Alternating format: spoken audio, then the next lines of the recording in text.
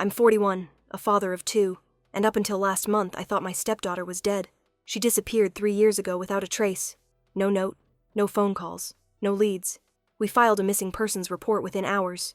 Her phone was found in a trash can near a bus station, wiped clean. There was a short investigation, but after a while, it just went cold. No activity on her bank account, no social media, nothing. At the time she was 17, a senior in high school. We'd had our fair share of fights, typical teenage stuff mostly, but she wasn't the type to just run off. She had college applications submitted, a part-time job at the bakery in town, and she loved her little brother more than anything. That's what always haunted me most. She would never have just left him behind. My wife, her mom, shattered after she went missing. We grieved, but without a body, it was impossible to move on. There were nights I caught her sleeping on the floor in Harper's room, hugging one of her old sweatshirts. We both lost ourselves in different ways. She went to therapy. I went numb, until 4 weeks ago. That's when Harper came back. She walked into the police station in a nearby city, hair shorter, thinner than I remembered, looking tired, but alive. She said she'd been kidnapped, that she escaped. The cops called my wife immediately. I was out of town on business when I got the call, and I almost dropped my phone. At first, we were just relieved. She was back. That's all that mattered. My wife cried harder than I've ever seen. We both did. Her little brother, now 9, didn't even recognize her at first, but then he started Harpy like no time had passed. It should have been a miracle, a happy ending, but it doesn't feel like one, because something's wrong. Harper came back with a story that doesn't make sense. Not just a little off, but full of holes. Details that change, places that don't line, and every time I try to ask questions, she shuts down. My wife thinks I'm being paranoid, but I can't shake the feeling that the girl who came back to us isn't telling the whole truth. Or worse, she's hiding something that could destroy us all. The first night Harper came home, we didn't sleep. None of us. My wife made up her old bed, pulled out her favorite blanket from storage, and sat beside her like she was afraid Harper would disappear again if she looked away. I stood in the hallway, just watching. Harper didn't cry. Not once. Not when her mom hugged her. Not when her brother asked if she was staying forever. She just smiled faintly, said, "Yeah," and stared at the wall like she wasn't really in the room. I chalked it up to trauma at first. What else could I think? But by the second day, things started to feel wrong. The cops had interviewed her right after she turned up. She said she was taken by a man she met online, that he lured her, groomed her. She didn't want to talk about the details, but said she'd been kept in a cabin somewhere remote, didn't know where. That one day he left the door unlocked and she ran. That's what she told the police. But when I gently asked her to tell us more, just so we could understand or help, she froze up. She said she was tired, then said she didn't want to relive it. Fair. But she wasn't just avoiding the trauma. She started avoiding us. She spent most of her time in her room, barely spoke, wouldn't eat unless we asked twice. She was glued to her phone, which the police had given her after reviewing it. That struck me as strange. If she'd been kidnapped and cut off from the world, how did she suddenly have access to her old social accounts? Her phone had been destroyed, thrown out, found weeks after she vanished. This one was brand new. I asked her once where she got the phone. She said the police gave it to her.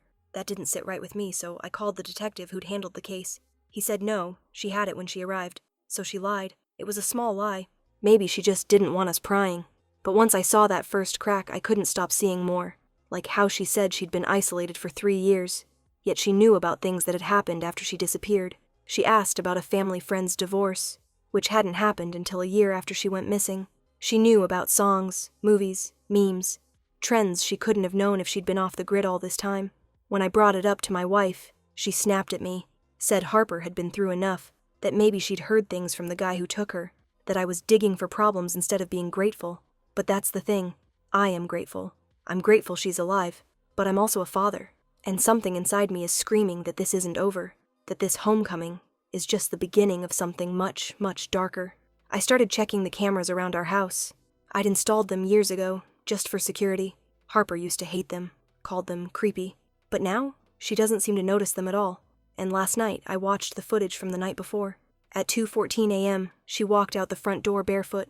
No coat, just a hoodie. She walked to the end of the driveway and stood there for 27 minutes. Not moving, not looking around, just standing. Then she walked back inside, silent as a ghost. When I checked the camera footage this morning, that entire file was gone. Deleted. Only that one. And she's the only one in the house who knows how to access the system besides me. I didn't say anything to her the next morning.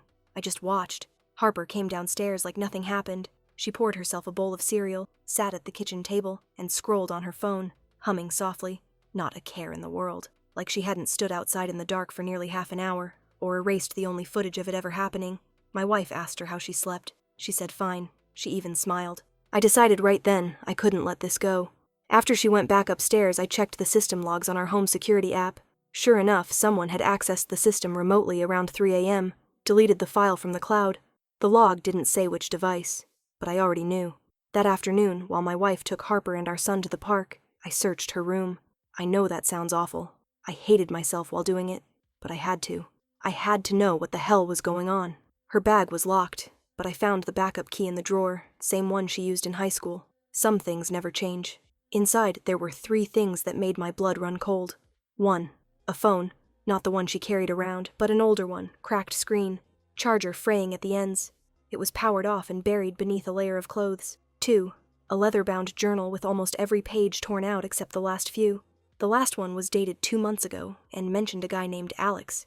She wrote, "I know I have to go back soon. They won't believe it, but I have no choice. Alex says this is the only way." 3. A bus ticket stub, dated 3 days before she showed up at the police station. One way, from a city 7 hours away.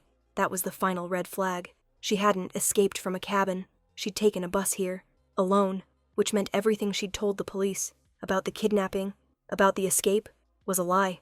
I felt sick. I didn't know what I was more terrified of, that she'd made it all up, or that someone had told her to. Later that night, I confronted her. Not directly. I just asked casually how she'd gotten back into the city. She stuck to her story. Said she ran for hours until she found a gas station where someone helped her. I asked if she remembered where the gas station was. She shook her head. It was dark. I didn't see the signs. When I pressed her again, just gently, she changed the subject. Asked if her mom was making spaghetti for dinner like she used to. I nodded. But inside, I was screaming. Who was Alex? Why had she come back? And why did it feel like she was playing a role? Like everything she did was rehearsed. The next day, I tried logging into her old Instagram account. It had been inactive since the week she disappeared, but I still had her password from when we used to check her phone as part of our agreement back then. It worked. The account was still deactivated, but the last login was from 2 weeks ago, before she returned, which meant she had reactivated it, briefly, maybe even used it, and I found a draft message in her inbox, never sent. It said, "I'm coming back. Don't follow me. If they find you, it's over." No recipient, no explanation, nothing else, just that. After I found that message in her Instagram drafts, I couldn't get it out of my head. "I'm coming back. Don't follow me. If they find you, it's over." Who was she talking to? Who were they? And what did she mean by, "it's over"? It sounded like a warning, but more than that, it sounded like a threat, like there were people watching, or worse, waiting. I spent the entire next day pretending everything was fine. I smiled when she came down for breakfast, laughed at her mom's jokes, even played along when Harper offered to teach her little brother a game she used to love as a kid. But underneath it all, I was rattled. I kept looking at her face, trying to find some part of the daughter I used to know, but she's not the same. It's not just the weight loss or the haircut or the quietness. It's in her eyes. She flinches at random sounds, zones out mid-conversation, and sometimes just stares. She's watching something she can see. I needed to believe that, but I couldn't ignore the inconsistencies. And that night, while everyone was asleep, I went back into her, not to snoop. I just needed to see the journal again. There had to be something I missed. I sat on the edge of her bed in the dark, flipping through the torn pages, running my fingers over the indentations left behind. That's when I noticed something. On the last page, under the name Alex, there was a faint set of numbers, barely visible, written in pencil and almost completely erased. I turned on the flashlight and tilted the page. The numbers came into focus. 2110B, ECH, 4F. It looked like an address. Or maybe a locker number? I had no idea. I typed it into Google. Nothing came up. But the middle part, ECH, stuck with me. I thought maybe it was initials. Then I remembered. 3 years ago, Harper had a friend named Emily Chambers Hart. They were close for a while, then suddenly stopped talking. I remember because Harper came home crying one day and said Emily had broken something that couldn't be fixed.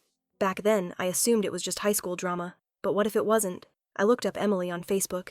Her account was private, but her profile photo was recent. And she looked different, older, harder, like she'd been through something. Her location was listed as a town about 2 hours away from where Harper had been found. I didn't want to jump to conclusions, but I sent her a message anyway. Just something simple. "Hi, Emily. This is Harper's stepdad. Can I ask you a few questions about her?" She didn't reply. That night, I couldn't sleep. Every sound in the house made me tense up. At one point, I swore I heard whispering, like Harper was talking to someone in her room. But when I got up and peeked down the hallway, her door was closed. No light. Nothing. The next morning, Emily replied, "Leave it alone. Seriously." That was it. No greeting. No explanation, just a warning. I messaged back. Is this about Harper? What happened between you two? She's not the same, and I'm worried. I waited an hour, then another. Then she blocked me. That's when I knew I wasn't crazy. Something had happened, something none of us were supposed to know. But the real blow came the next day. I picked up my son from school, and when we walked in the door, I heard Harper in the kitchen, talking quietly. I stayed in the hallway with my son and listened. She said, "No, he's not suspicious.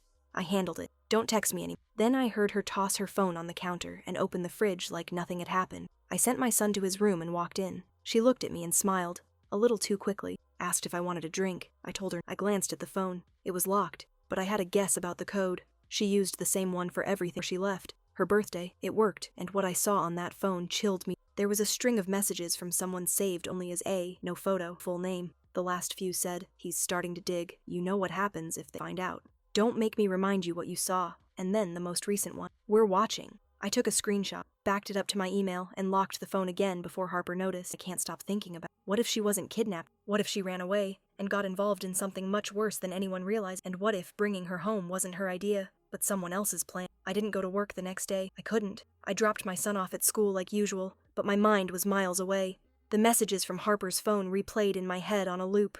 "He's starting to dig. Handle it. We're watching." It didn't feel like texts between friends. It felt like orders, control, and worse. It sounded like Harper was trapped in something even scarier that she escaped from. Never escaped at all. I needed answers, and I knew exactly where to start. Emily Chambers' Hart. She might have blocked me, but I still had her school on record from Harper's old emergency con. They were both seniors when Harper vanished, and I remembered they were planning to room together in college before they had that falling out. I called the school, pretended to be a parent doing a background check for a volunteer mentorship program. It was a long shot, but the secretary on the phone was too busy or too tired to question me. She confirmed that Emily had transferred halfway through senior year, quietly. No announcements, no senior photos, no prom. Just gone. I asked if they had records from that time. She said there was a note on her file. Student requested removal from all public documentation due to safety concerns. Safety concern. That was the word that hit me like a punch in the gut.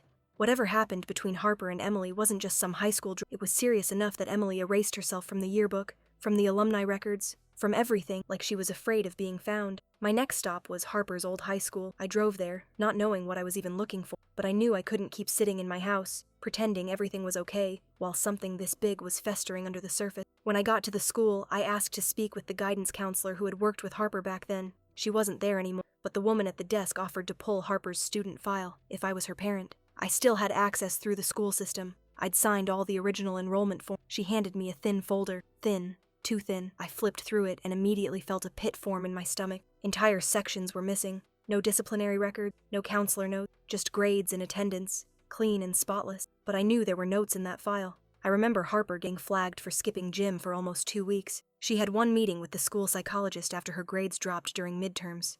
But none of that was in here. And in the section labeled Student Incidents, there was one paper. One. It was a report dated 3 months before she disappeared, filed by a teacher named Mrs. Langley. The note was short, almost dismissive. Observed Harper crying in the girls' locker room after hours. Said it was nothing. Declined to speak. Student Emily Chambers was seen leaving the room shortly before. Follow-up scheduled, but never completed. That was it. No follow-up. No further details. Just a passing mention of a moment that clearly wasn't nothing. I asked the school clerk if I could see Harper's counselor file, notes from her meetings.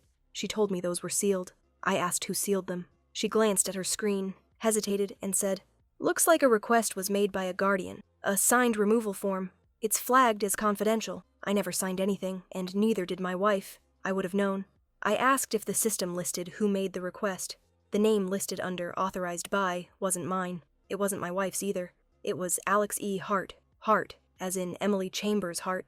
It hit me like a freight train. Whoever Alex was, they were connected to Emily. Same last name, same school, same timeline. And if Alex was using school credentials to erase Harper's history, that meant they weren't some shadowy figure in the background. They had access, influence, control.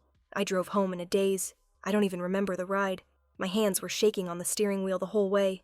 When I walked through the door, Harper was sitting on the couch, watching a cartoon with her brother, laughing softly like she hadn't just been caught up in something dark and dangerous. She looked up at me, smiled, and asked if I wanted coffee. I said no, but I watched her carefully. I noticed the scar on her wrist she didn't have before, the way her eyes darted to her phone every few minutes, the way she flinched when her brother jumped too loudly on the couch, and I realized She's scared. Not of us. Not even of being found out. She's scared of what happens next. That night, I stayed up in bed, staring at the ceiling. I didn't tell my wife anything. I couldn't. Not yet. But I finally understood something I'd been denying. Harper didn't come back because she wanted to. She came back because she was told to, and whatever Alex E. Hart is holding over her, it's bad enough to make her lie to the people who love her most. I didn't sleep that night. My wife asked what was wrong, and I lied. Said I had a headache, too much coffee, maybe coming down with something. She gave me a kiss on the forehead and rolled over, whispering something about how good it felt to have Harper home again. That made me want to scream. Because the girl in the other room? That's not the Harper we lost. It's someone else wearing her skin, and I was done pretending otherwise. The next morning, I started calling every contact I could find connected to Emily Chambers Hart. Old teachers, former classmates, anyone who might still be in touch. Most of them had no idea where she went. Some hadn't even known she transferred. The few who did remember her described the same thing. Quiet, kept to herself, nice but always seemed nervous. I thought about that word a lot. Nervous. It matched everything I'd seen in Harper since she returned. Finally, around noon, I got a hit. A guy named Tyler, who used to be in the same art club as Emily. He remembered both said they were inseparable until the camping. I paused. What camping? He got quiet. Then he said, maybe we shouldn't talk over the phone. I agree. We met 2 hours later at a coffee shop on the edge of town. Tyler looked he hadn't aged a day since high school, still wore the same beanie and smelled faintly. He was jittery, kept checking the windows like someone might be watching. I didn't blink. He told me the camping trip happened about 4 months before Harper vanished. It was supposed to be a fun weekend with 6 friends, but only 5 came back. A girl named Sienna. The school said she transferred, but Tyler didn't buy it. There was no goodbye, he said. No announcement. One day she was there, and the next she was scrubbed from everything, like she never existed. He claimed that when they got back from the trip, everyone changed, especially Harper and Emily. He said they were both off, paranoid, always whispering. He even saw them get into a screaming match behind the art building one day. Said Harper shoved Emily hard enough to knock her over. That was the last time they were seen together in public. Tyler tried asking Emily what happened on that trip, but she always gave the same answer. I can't talk about it. None of us can. Then one day, she was gone too. He leaned in, voice barely above a whisper. They were scared of someone. I think it was Alex. I asked him who Alex was. He shrugged. Never met him, but I heard his name a few times. They talked about him like he was watching, like he knew things. That was when Tyler said something or forget. I don't think Harper was kidnapped. I think she ran. I think they all did. One by one. He paused, eyes locked on mine, and now she's back because someone decided it was time. I asked him why now. Why after 3 years? He shook his head. No idea. But if she's back, that means something changed. And if she's lying, it's because the truth is worse. That night, I didn't speak a word to my wife. I barely looked at Harper, but she noticed. She came into the garage while I was fake fixing the water heater, asked if everything was okay. I told her it was. She stared at me for a long, then said softly, "You shouldn't go looking. You won't like what you find." And then she smiled. Not the way she used to, not warm, innocent. It was the kind of smile you give someone just before everything falls apart. I couldn't stop thinking about what Tyler told me. The camping trip. The missing girl, Sienna. The name Alex whispered like a warning. And that final chilling line, "If she's lying, it's because the truth is worse." I started digging into Sienna. She wasn't listed in the school's alumni records at all. It was like she'd never been enrolled. No social media, no online footprint. The only place I found her name was an old school newspaper article about the art club, just a caption under a photo from junior year. Sienna, Harper, and Emily prepping their sculpture project. That was it. It didn't make sense. Kids don't just vanish like that, not without someone covering it up. So I went looking for Sienna's parents. It took 2 days of chasing dead ends, but I finally tracked down a listing for a Lydia Wren, Sienna's mother, on a genealogy form. Her profile hadn't been updated in over a year, but she'd once posted looking for any classmates who remembered my daughter Sienna from East Ridge High. We miss her. It broke my heart. I messaged her, told her I was a parent of one of Sienna's old friends, said I had some questions and asked if we could talk. She replied within minutes. Her message was just one sentence. "If you're looking for answers, I hope you're ready to live without sleep." We arranged a call. Lydia's voice was raw, like someone who had cried every day for 3 years, and still had more tears left. She told me Sienna didn't transfer. She disappeared, not all at once, but slowly. Her grades dropped. She started drawing disturbing images in her sketchbooks, black figures with empty eyes, broken houses with no doors. She stopped sleeping. She talked to herself, whispered things into corners of the room. They took her to therapists, specialists. Everyone said the same thing. Trauma response. PTSD, maybe schizophrenia. But Lydia swore it wasn't mental illness. She said something changed in Sienna after that camping trip, and then one night, Sienna walked out of their house barefoot. She never came back. The police chalked it up to a runaway. There was no evidence of foul play, just an open window and muddy footprints on the stairs. But Lydia told me she found something under Sienna's bed 2 weeks later, a folded piece of notebook paper. On it, in smeared pencil, was a drawing of 6 stick figures, each one crossed out in red, except one, and underneath that one, just a name, Harper. I nearly dropped the phone. Lydia asked me if my daughter had ever spoken about him. I asked, "You mean Alex?" She sucked in a breath and said, "So she knows too." Then she told me everything. According to Sienna, Alex wasn't a friend. He was a test, a boy they met on that trip, or maybe someone who was already there. The story changed depending on who told it. Emily, Harper, Sienna, but the common thread was this. Alex picked one of them, only one. He told them they had to play a game. That one would be chosen. The others had to follow the rules. No one was allowed to leave. No one could speak about what happened. They did? He'd come back for... It sounded insane, paranormal, but Lydia believed. She said Sienna was never the same, and neither was Emily. She said she tried to reach out to Harper's mother years ago, but never got a reply. I told her my wife never mentioned, and knowing her, she probably didn't believe it, but I did, because I saw Harper the night before, just standing in the hallway outside our bedroom, not moving, just listening. I pretended to be asleep. She slowly backed away and walked to... She knew I was getting close, and now I finally understood why she wasn't escaping. She was leading him to us. I sat alone in the garage with the light off, Harper's journal in my lap, and Lydia Wren's words echoing my head. He was a test. Only one would be chosen. The others had to follow the rules. Whatever happened on that camping trip, it didn't end when they came home. It started something. I opened Harper's journal again and flipped to the last untouched page. There was nothing on it at first glance, but I remembered something from years ago. Harper used to pass notes with her friends written in invisible ink pens. You had to warm the paper to read them, so I turned on a space heater, held the page near the warm air, slowly, and there it was. A message appeared, shaky and faint, like it had been written in panic. 3 gone, 2 silent, 1 returned. That makes 5, but the 6th is waiting. 6. Tyler told me there were 6 kids on the trip. Harper, Emily, Sienna, that's 3. Tyler named 2 others, Benji and Kayla. Both of them had graduated a year early and moved out of state, according to the school. I checked. One lives in Arizona, the other in Maine. I found no photos, no recent activity, just names in online directory. I tried calling both, disconnected numbers.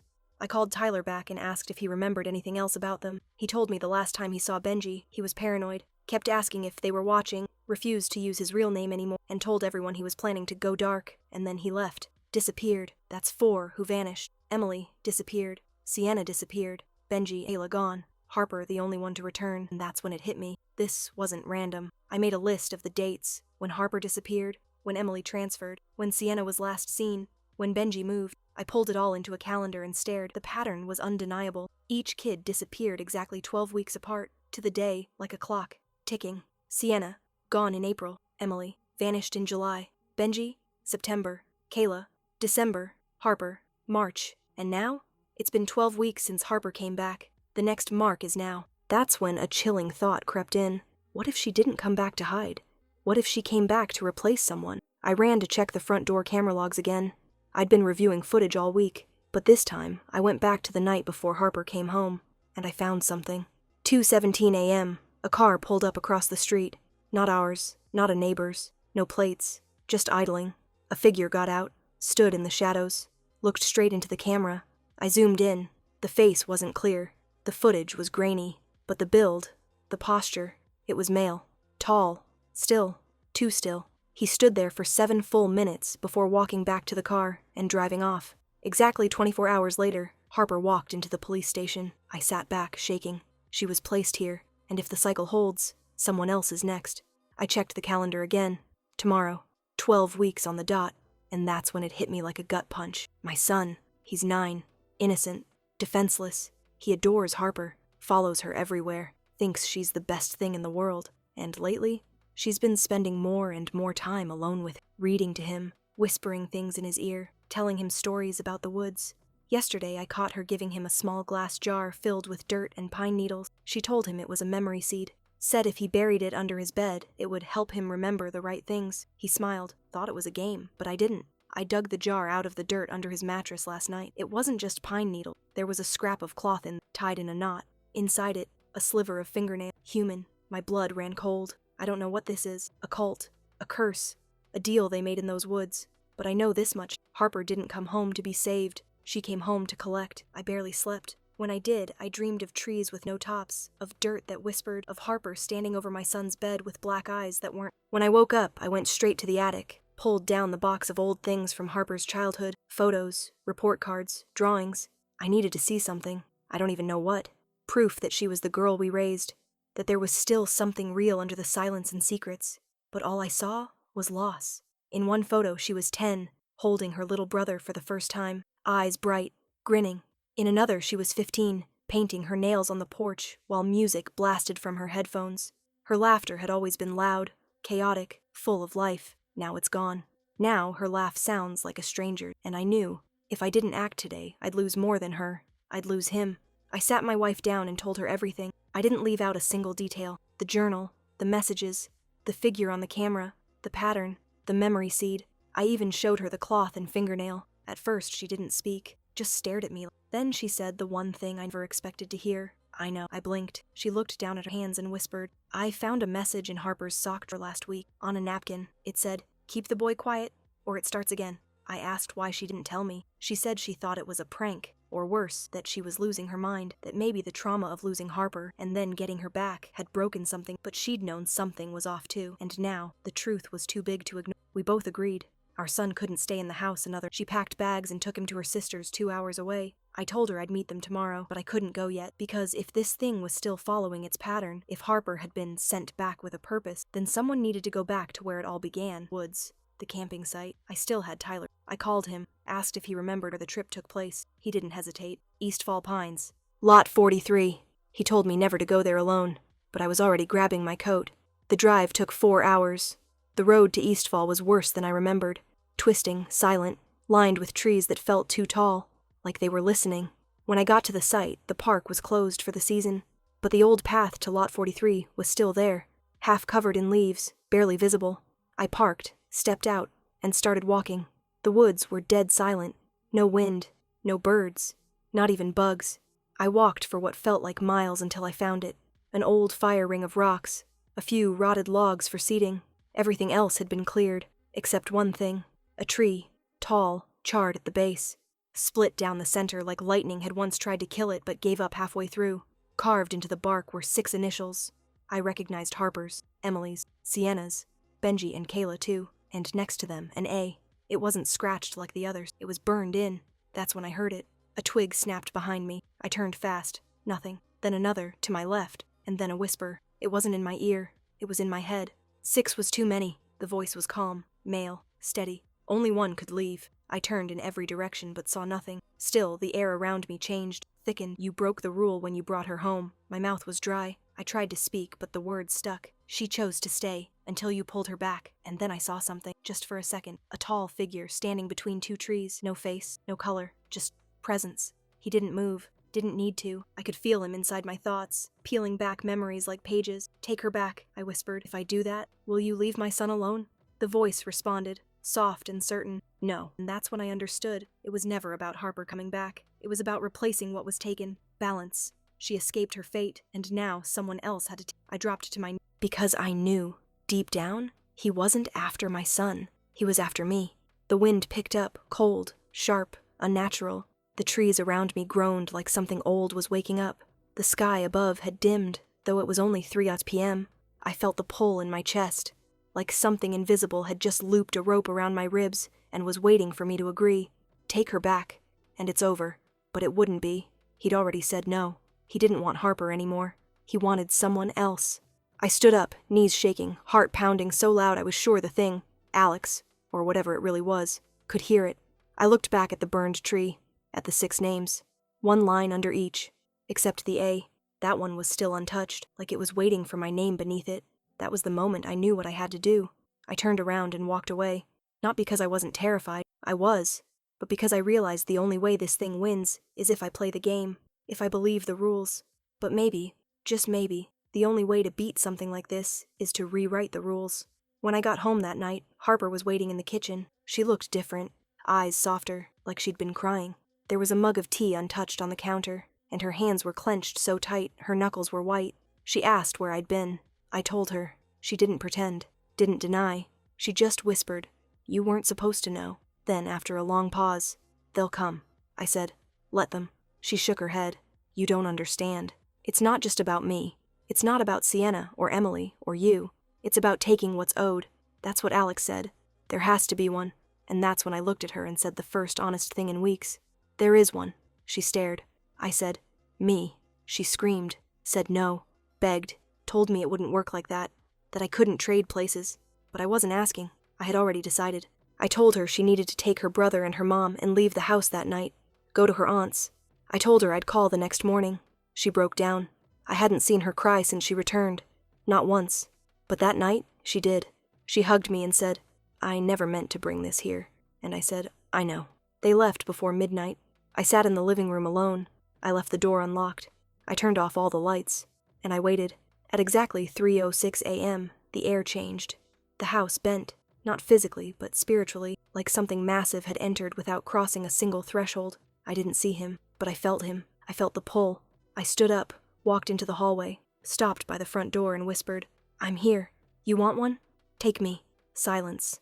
And then, movement. Behind me, the hallway stretched, longer than it should have been, and in the middle of it stood Harper, or something, wearing her. But I didn't flinch. I kept my voice steady. Not her. Me. The hallway flickered, and just like that, it was gone. No wind, no sound, no presence. I woke up on the floor hours later, alone, alive. I checked every room. Nothing. No sign of anything. Just silence. But I was dead. I thought I was taken. But I wasn't. They didn't want me. Not yet. That was 2 weeks ago. My wife and son came home. Harper stayed behind. Said she needed to start over. Away from us. Away from them. She said goodbye for real this time. Not with fear, but peace. I don't know if the curse is broken. I don't know if Alex is finished. All I know is that the house is quiet again. The lights don't flicker. The air doesn't shift. My son sleeps through the night. But every night before I go to bed, I open the front door, just for a second, and I whisper, "You already had your one. You don't get another." Then I lock it and pray I'm right.